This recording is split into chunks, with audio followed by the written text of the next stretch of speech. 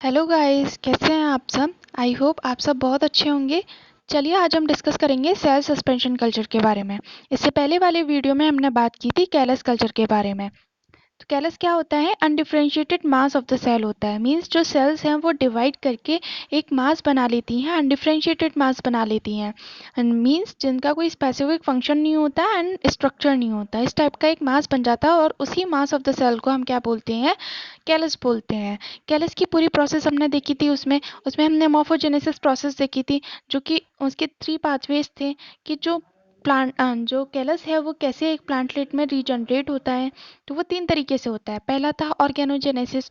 Organogenesis में क्या हो रहा था? जो कैलस है वो शूट एंड रूट का फॉर्मेशन कर रहा था डायरेक्ट, और उससे एक होल प्लांट रीजनरेट हो रहा था। सेकेंड हमने पढ़ा था कि हम एम्ब्रियो का फॉर्मेशन करवा रहे थे, एम्ब्रियोजेनेसिस हो रही थी उसमें।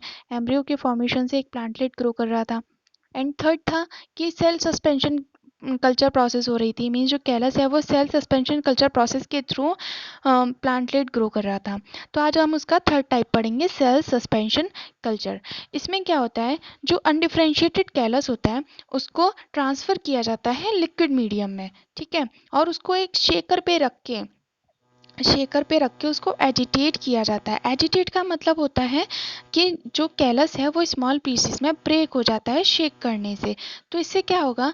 जो कैलस की जो सेल्स होंगी वो क्या हो जाएंगी? एक दूसरे से फ्री हो जाएंगी बिकॉज ऑफ द शेकर। क्योंकि शेकर पे रख के हमने उसे क्या किया है? एजिटेट किया है। उनकी जो सेल्स हैं उसको हमने ब्रेक किया है, ठीक है। और फिर जो ये सेल्स हैं वो क्या करेंगी? एक सस्पेंशन बना लेंगी लिक्विड कल्चर मीडियम में। जब इन सेल्स को किस में रखा गया है? कैलस को लिक्विड मीडियम में रखा गया है। तो जब लिक्विड मीडियम में इनको रखा जाएगा और जब इनको शेकर की हेल्प से एजिटेट किया जाएगा तो ये क्या बना लेंगे? एक सस्पेंशन बना लेंगी। और इसी सस्पेंशन को लेकर के हम क्या करते हैं? कल्चर करते हैं इनका। चलिए इसकी डिफाइन देखते हैं। Suspension culture is a type of culture in which single cells और small aggregates of cells multiply while suspended in agitated liquid medium. Means क्या हुआ कि जब हम कैलस को लेते हैं और कैलस को हम लिक्विड मीडियम में डालते हैं, उसके बाद उसको शेकर पे रख के एजिटेट कराते हैं। मीन्स जो कैलस है वो स्मॉल पीसेस में ब्रेक हो जाता है, सिंगल सेल्स अलग हो जाती हैं या फिर स्मॉल एग्रीगेट्स ऑफ सेल बन जाते हैं, स्मॉल मास ऑफ सेल बन जाता है। तो वो क्या करता है? उसी लिक्विड मीडियम में क्या करता है? मल्टीप्लाई करता है। और मल्टीप्लाई करके वो क्या बना लेता है? एक सस्पेंशन बना लेता है जो कि होमोजीनस होता है, ठीक है। और इसको हम क्या कह सकते हैं? सेल कल्चर बोल सकते हैं। क्योंकि हम इसमें प्लांट का कोई टिश्यू नहीं लेते, इसमें हम क्या करते हैं कि उस टिश्यू से सिंगल सेल को आइसोलेट करते हैं और सिंगल सेल से हम अपना कल्चर ग्रो कराते हैं। Now the short history of cell suspension culture. First, H. Muir in 1953 first reported that a fragment of callus of Tagetes erecta and Nicotiana tabacum could be cultured in the form of cell suspension। तो सबसे पहले cell suspension culture की technique perform की थी H mur ने 1953 में। उन्होंने ये बताया था कि हम टेजेटिस इरेक्टा और निकोटियाना टबेकम के कैलस के फ्रेगमेंट्स को लेकर के हम उनको सेल सस्पेंशन के फॉर्म में उसको कल्चर कर सकते हैं। नेक्स्ट, निकिल ने 1956 में उन्होंने कंटिन्यूस ग्रोथ की थी फेशियोलिस वल्गेरिस की by the process of cell suspension culture.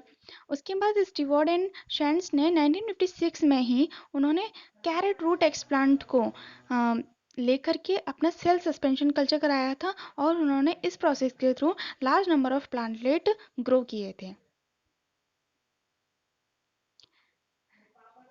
तो सेल सस्पेंशन कल्चर की मेथोडोलॉजी क्या है? मींस इसको हम कैसे प्रोसेस करेंगे, कैसे हम कल्चर कराएंगे। तो इसके लिए हम क्या करते हैं कि as I told you earlier in the last video that callus is of two type, first is of compact callus and second is of friable callus। तो compact callus कैसा होता है? हार्ड होता है। और friable callus कैसा होता है? सॉफ्ट होता है। तो compact कैलस का कल्चर करना तो डिफ़िकल्ट हो जाता है, लेकिन ट्राइबल कैलस का कल्चर करना इजी है। तो इसीलिए हम सेल सस्पेंशन कल्चर में क्या करेंगे? फ्राइबल कैलस को लेंगे। फ्राइबल कैलस को लेंगे और इसको हम क्या करेंगे? ट्रांसफ़र करेंगे एजिटेटेड लिक्विड मीडियम में, ठीक है। जिससे क्या होगा कि जो कैलस है वो और ज़्यादा ब्रेक हो जाएगा और रेडिली डिस्पर्स हो जाएगा और उसके जो सेल्स हैं वो अलग अलग हो जाएंगी, ठीक है। तो उसके बाद क्या होगा? जो बड़े बड़े सेल्यूलर पीसेस होंगे वो क्या हो जाएंगे, उसमें से सिर्फ सिंगल सेल्स या फिर स्मॉल एग्रीगेट्स ही बचेंगे। तो उनको फिर क्या करेंगे, हम फ्रेश मीडियम में ट्रांसफ़र करेंगे। फ्रेश मीडियम में ट्रांसफ़र करने के बाद क्या होगा, 2 से 3 वीक के अंदर जो सस्पेंशन है उसमें एक्टिवली ग्रोइंग सेल्स जो हैं प्रोड्यूस हो जाएंगी। ठीक है। Now we will discuss about the procedure for the cell suspension culture. तो इसके लिए सबसे पहले हम क्या करेंगे, एक फ्लास्क लेंगे और उस फ्लास्क में लिक्विड मीडियम लेंगे और उसमें हम 3 से 4 पीसेस कैलस के डाल देंगे। ठीक है। उसके बाद क्या करेंगे, उसकी जो नेक या उसका जो माउथ है उसको हम कवर कर देंगे with a piece of aluminium foil और द कॉटन प्लग। ठीक है। उसके बाद इस फ्लास्क को हम क्या करेंगे, रोटेटरी शेकर पे रखेंगे और रोटेटरी शेकर की जो मूविंग स्पीड है वो कितनी रखी जाएगी, 80 to 120 RPM, means resolution per minute. तो इस पे क्या होगा, जो फ्लास्क है वो क्या करेगा, इस पर रोटेट करेगा और जो कैलस टिश्यूज़ हैं, जो कैलस सेल्स जो हैं वो क्या करेंगी, स्मॉल पीसेस में ब्रेक हो जाएंगी। उसमें सिंगल सेल्स और सिर्फ हमें क्या मिलेगा, स्मॉल एग्रीगेट्स ऑफ सेल्स ही मिलेंगे। ठीक है। उसके क्या होगा, ये 7 डेज तक रोटेटरी शेकर पे रखा जाएगा। इससे क्या होगा, जो सेल्स हैं वो बिल्कुल फ्री हो जाएंगी। ठीक है। आफ्टर 7 डेज उसके बाद हमें क्या करना है, जो फ्लास्क है उसके कंटेंट को हमें स्टेरलाइज सीव की हेल्प से क्या करना है, फिल्टर करना है। ठीक है। जैसे इसमें क्या किया है, ये फिर इसको लिया हमने, सेल सस्पेंशन ये हमें मिला और इसके बाद हमने क्या किया, इसको फिल्टर किया है। ठीक है। इस फिल्ट्रेट में क्या है, सिर्फ फ्री सेल्स हैं या फिर सेल एग्रीगेट्स हैं, मीन्स छोटे छोटे ग्रुप्स हैं सेल्स के। ओके। तो इस फिल्ट्रेट में हमें क्या मिला, सिर्फ फ्री सेल्स और सेल एग्रीगेट। अब इसके बाद क्या करना है, ये जो फिल्ट्रेट हमें मिला है इसमें, इसको हम सेटल करेंगे। 10 से 15 मिनट के लिए हम सेटल करने के लिए रख देंगे, या फिर हम क्या करेंगे, इसको सेंट्रीफ्यूज करवाएंगे 500 से 1000 आरपीएम की स्पीड पे। ठीक है। उसके बाद क्या होगा, फिर इसको दोबारा से फ़िल्टर किया जाएगा, जैसे कि जो सिर्फ और जो फ्री सेल्स हैं वही हमें मिल पाए। जैसे देखो इसमें ये फ्री सेल्स हैं, ये फ्री सेल्स इसमें देखने को मिल रही हैं और ये छोटे छोटे एग्रीगेट्स हैं, स्मॉल एग्रीगेट्स ऑफ सेल्स हैं, वो नीचे आ गए हैं, सस्पेंड हो गए हैं। उसके बाद फिर इसको हमने फ़िल्टर किया तो हमें सिर्फ क्या मिली हैं, फ्री सेल्स मिली हैं, सिंगल सेल्स मिली हैं। ठीक है। अब हम क्या करेंगे, जो सेल्स हैं उसको हीमोसाइटोमीटर की हेल्प से उनके नंबर को काउंट करेंगे। हीमोसाइटोमीटर क्या होता है, एक स्पेशलाइज्ड स्लाइड होती है, ये क्या करती है, सेल नंबर को काउंट करने में हेल्प करती है। तो इससे क्या कर सकते हैं, हम आरबीसीज काउंट कर सकते हैं, डब्ल्यूबीसीज काउंट कर सकते हैं। ठीक है। तो हीमोसाइटोमीटर की हेल्प से सेल नंबर को काउंट किया जाता है। उसके बाद हम क्या करेंगे कि उन सेल्स को लेकर के हम फिर एक दूसरे फ्लास्क में रखेंगे। ठीक है। और उसमें क्या होगा, फ्रेश न्यूट्रिएंट मीडिया होगा और उसके जो माउथ है उसको कवर कर देंगे with the help of cotton plug और उसको रोटेटरी शेकर पे रखा जाएगा, जिससे कि जो सेल्स हैं और ज़्यादा फ्री हो जाएं और जो सेल्स हैं वो क्या करें, ग्रो करने लगें। ठीक है। उसके बाद क्या करेंगे, हम इस फिल्टर इसमें जो सेल्स हैं इनको क्या करेंगे, फ़िल्टर कर लेंगे। फ़िल्टर करने के बाद क्या होगा, हम उसको हम प्लेटिंग टेक्निक करेंगे। प्लेटिंग टेक्निक में क्या होता है कि हम पेट्री डिश लेते हैं और उसमें जो अपनी सेल्स हैं उसको हम इवनली डिस्ट्रीब्यूट करते हैं। जैसे कि उसमें उसमें जो पेट्री डिश है उसमें डाल देंगे उन सेल्स को। तो इससे क्या होगा कि जो सेल्स हैं वो इवनली डिस्ट्रीब्यूट हो जाएंगी। इवनली डिस्ट्रीब्यूट होने से क्या होगा कि वो अच्छे से ग्रो कर पाएंगी, अच्छे से उनके क्लोन्स तैयार हो पाएंगे। क्लोन्स मतलब कि कॉपीज़, उनकी कॉपीज़ तैयार हो जाएंगी। ठीक है। उसके बाद क्या करेंगे, हम इस पैट्री डिश से जो क्लोन्स हैं सेल्स के वो लेंगे और उनको फिर फ्रेश न्यूट्रिएंट मीडिया में डालेंगे। फ्रेश न्यूट्रिएंट मीडिया में डालने के बाद उसमें एम्ब्रियोइड का फॉर्मेशन होगा। ठीक है। उसमें क्या होगा, एम्ब्रियोइड का फॉर्मेशन होगा और एम्ब्रियोइड स्टेज जो है, मतलब एम्ब्रियोइड का जो फॉर्मेशन है वो 4 to 6 वीक्स के अंदर अंदर स्टार्ट हो जाएगा और उसके बाद जो एम्ब्रियोइड्स हैं वो ऑब्टेन्ड होंगे 16 वीक्स के अंदर। तो पहले क्या होगा कि जो एम्ब्रियोइड डेवलपमेंट है वो पहले ग्लोब्यूलर स्टेज बनाएगा। ठीक है। पहले उसमें ग्लोब्यूलर स्टेज बनेगी। उसके बाद क्या होगा कि उसमें हार्ट शेप स्ट्रक्चर बनेगा। एम्ब्रियो का। उसके बाद टॉर्पीडो लाइक स्ट्रक्चर बनेगा। ठीक है, तो एम्ब्रियोजेनेसिस में जो भी प्रोसेस होती है, जैसे कि 3 स्टेज होती हैं एम्ब्रियोजेनेसिस में। फर्स्ट होती है ग्लोब्यूलर स्टेज, सेकंड होती है heart shape stage and third होती है टॉर्पीडो स्टेज।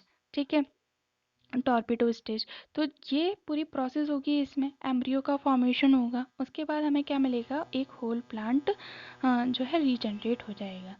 तो ये पूरी प्रोसेस हमने देखी। तो क्या किया, सबसे पहले हमने एक फ्लास्क लिया, फ्लास्क में न्यूट्रिएंट मीडिया लिया। ठीक है, लिक्विड मीडियम था इसमें। ठीक है, इसमें हमने कैलस पीसेस डाले, 3 से 4 पीसेस डाले। इसके माउथ को कवर कर दिया कॉटन प्लग से। उसके बाद इस फ्लास्क को हमने रोटेटरी शेकर पे रखा। रोटेटरी शेकर की स्पीड हमने कितनी रखी, 80 to 120 आरपीएम रखी। रिजोल्यूशन पर मिनट रखा। इससे क्या होगा, जो कैलस पीसेस हैं वो अच्छे से सस्पेंडेड हो जाएंगे, मीन्स जो सेल्स हैं वो आराम फ्री हो जाएंगी। स्मॉल एग्रीगेट्स ऑफ सेल्स मिलेंगे या सिंगल सेल्स हमें मिलेंगी। उसके बाद हमें क्या करना है, इस फ्लास्क को लेना है और इसको हमें क्या करना है, फिल्टर करना है। ठीक है, जिससे क्या होगा कि जो फ्री सेल्स हैं वो हमें देखने को मिलेंगी और जो लार्ज एग्रीगेट ऑफ सेल्स हैं वो उस फ्लास्क में रह जाएंगे। उसके बाद फिर हम या तो हम इसको सेंट्रीफ्यूज करवा सकते हैं या फिर हम क्या कर सकते हैं, इनको सेटल डाउन होने के लिए रख सकते हैं। तो इससे क्या होंगी, जो एग्रीगेट्स ऑफ सेल्स हैं वो नीचे बैठ जाएंगे, जो फ्री सेल्स हैं ऊपर आ जाएंगी। तो उसके बाद फिर इसको फिल्टर किया जाएगा, फिर इसको सेटल किया जाएगा या सेंट्रीफ्यूज किया जाएगा। सेंट्रीफ्यूज करने के बाद क्या होगा, फिर इसको फिर से फिल्टर किया जाएगा। ठीक है, तो उससे हमें क्या मिलेंगी, फ्री सेल्स मिल जाएंगी। इसमें बिल्कुल भी एग्रीगेट्स नहीं होंगे सेल्स के। ठीक है, उसके बाद हम इसे हीमोसाइटोमीटर की हेल्प से इनके सेल नंबर को काउंट करेंगे। उसके बाद हम क्या करेंगे, इनको फ्लास्क में लेंगे और फिर से उसको रोटेटरी शेकर पे शेक कराएंगे, जिससे जो फ्री सेल्स हैं वो ग्रो करें। ठीक है, और वो क्या ना हो, एग्रीगेट ना हो पाए, जिससे कि आपस में चिपके नहीं। उसके बाद हम क्या करेंगे, इसको फिल्टर करेंगे। फिल्टर करने के बाद इसको हम पेट्री डिश टेक्निक की हेल्प से, मीन्स पेट्री डिश टेक्निक करेंगे, मीन्स इसकी प्लेटिंग करेंगे सेल सस्पेंशन की।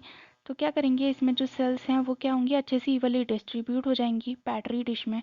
ठीक है, उसके बाद क्या करेंगे, इनके क्लोन्स बनना स्टार्ट हो जाएंगे कुछ टाइम बाद। फिर हम इसके जो क्लोन्स हैं उनको लेंगे और उनको फ्रेश न्यूट्रिएंट मीडिया में डालेंगे। फ्रेश न्यूट्रिएंट मीडिया में डालने के बाद क्या होगा, इसमें एम्ब्रियो का फॉर्मेशन होगा। एम्ब्रियो स्टेज होती है वो 3 स्टेज से होकर गुजरती है। पहली क्या होती है, ग्लोब्यूलर स्टेज होती है, सेकंड होती है हार्ट स्टेज एंड थर्ड होती है टॉर्पेडो स्टेज। उसके बाद क्या होता है, एक होल प्लांट रीजनरेट होता है। तो ये थी पूरी प्रोसेस सेल सस्पेंशन कल्चर। जो सेल सस्पेंशन कल्चर है वो 2 टाइप से होता है, एक होता है बैच कल्चर और एक होता है कॉन्टिन्यूस कल्चर। बैच कल्चर में क्या होता है, इसमें जो सेल मटेरियल है वो जो है फाइनाइट वॉल्यूम में ही ग्रो करता है। ठीक है, मतलब उनका एक फिक्स्ड वॉल्यूम होता है लिक्विड मीडियम का, उसी में वो ग्रो करता है। ठीक है, उसके बाद जो बैच कल्चर है उसको कॉनिकल फ्लास्क में इंक्यूबेट किया जाता है और उसके लिए हम ऑर्बिटल प्लेटफॉर्म का यूज़ करते हैं शेक करने के लिए। ठीक है, उसकी जो स्पीड है वो 80 to 120 आरपीएम रखी जाती है। इसमें क्या होता है, जो कल्चर है उसको हम बार बार कंटिन्यूसली क्या करना पड़ता है, हमें सब कल्चरिंग करनी पड़ती है। ठीक है, तो इसका जो बैच कल्चर प्रोसेस जब हम करते हैं तो एक हमें ग्राफ मिलता है। इसमें इस ग्राफ में क्या है कि यहाँ पे सेल नंबर है। ठीक है, ये सेल नंबर है और ये इसका टाइम है। ओके, तो इसमें क्या होता है, फर्स्ट है लैग फेज। जो लैग फेज है इसमें क्या है कि जो सेल्स हैं वो क्या करती हैं, यहाँ पे डिवाइड करती हैं। Where cells prepare to divide, means यहाँ पे ये जो ग्राफ है इतना, वो क्या शो कर रहा है कि जो सेल्स हैं वो डिवाइड करने के लिए रेडी हो रही हैं, प्रिपेयर हो रही हैं। ठीक है, नेक्स्ट है जैसे कि एक्सपोनेंशियल फेज। इस फेज में क्या होता है, जैसे ये फेज है, इस फेज में क्या होता है, एक्सपोनेंशियल फेज में यहाँ पे जो सेल डिवीजन की रेट है वो कैसी होती है, हाई होती है। सेल डिवीजन की रेट जो है हाई होती है। ठीक है, उसके बाद नेक्स्ट आता है कि लीनियर फेज। ये हुआ लैग फेज। ठीक है, लैग फेज में क्या हो रहा था, सेल्स रेडी थी डिवाइड करने के लिए, प्रिपेयर हो रही थी। उसके बाद आया एक्सपोनेंशियल फेज, यहाँ पे जो सेल डिवीजन है वो हाईएस्ट है।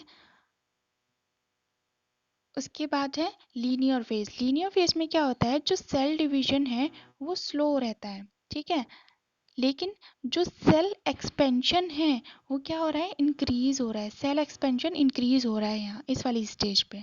ठीक है, उसके बाद आता है डेसिलरेशन स्टेज। डेसिलेशन स्टेज। इसमें क्या होता है, जो सेल डिवीजन का जो रेट है और जो इलोंगेशन है वो कैसा हो रहा है, डिक्रीज हो रहा है, कम होता जा रहा है यहाँ पे। ठीक है, तो डेसिलेशन में क्या हो रहा है कि जो सेल डिवीजन की जो रेट है वो क्या हो रही है, डिक्रीज हो रही है। उसके बाद लास्ट स्टेज आती है that is stationary stage. Stationary phase में क्या होता है, यहाँ पे जो नंबर और साइज है सेल्स का वो कैसा हो जाता है, कांस्टेंट हो जाता है। यहाँ पे जो नंबर है और जो साइज है सेल्स का वो कांस्टेंट रहता है। ठीक है, तो क्या क्या फेज है, lag phase, exponential phase, lag phase में क्या हो रहा था, सेल डिवाइड करने के लिए प्रिपेयर हो रही थी। उसके बाद एक्सपोनेंशियल फेज, यहाँ पे सेल डिवीजन जो होता है हाई होता है। ठीक है, लीनियर फेज में क्या था कि ये लीनियर हो जाता है, मीन जो सेल डिवीजन है उसकी रेट जो है वो स्लो हो जाती है, लेकिन इसका जो सेल एक्सपेंशन है वो इंक्रीज हो रहा है।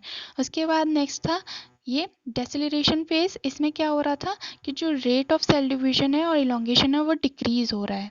उसके बाद लास्ट स्टेज आती है स्टेशनरी स्टेज।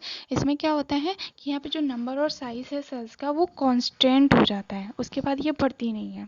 ठीक है, नेक्स्ट है कॉन्टिन्यूस कल्चर। कॉन्टिन्यूस कल्चर में क्या होता है, इसमें culture is continuously supplied with nutrient by the inflow of fresh medium, but the culture volume is normally constant to stabilize the physiological state of the growing cells. इसमें क्या होता है कि जो कल्चर है उसको कॉन्टिन्यूसली न्यूट्रिएंट्स की supply की जाती है। ठीक है, कॉन्टिन्यूसली उसको फ्रेश मीडियम में सप्लाई किया जाता है, लेकिन उनका जो कल्चर वॉल्यूम है वो कांस्टेंट ही रखा जाता है। कांस्टेंट क्यों रखा जाता है, जिससे कि उसकी जो फिजियोलॉजिकल स्टेट है वो स्टेबलाइज बनी रहे। ठीक है, जो ग्रोइंग सेल्स की फिजियोलॉजिकल स्टेट है वो स्टेबलाइज ही रहे, जो सेल्स बढ़ रही हैं ग्रो कर रही हैं उनकी फिजियोलॉजिकल एक्टिविटी में कोई भी चेंज ना आए, इसीलिए उनके अंदर उसका जो कल्चर वॉल्यूम है वो कांस्टेंट ही रखा जाता है, लेकिन उसमें न्यूट्रिएंट्स जो हैं वो कंटिन्यूसली सप्लाई किए जाते हैं।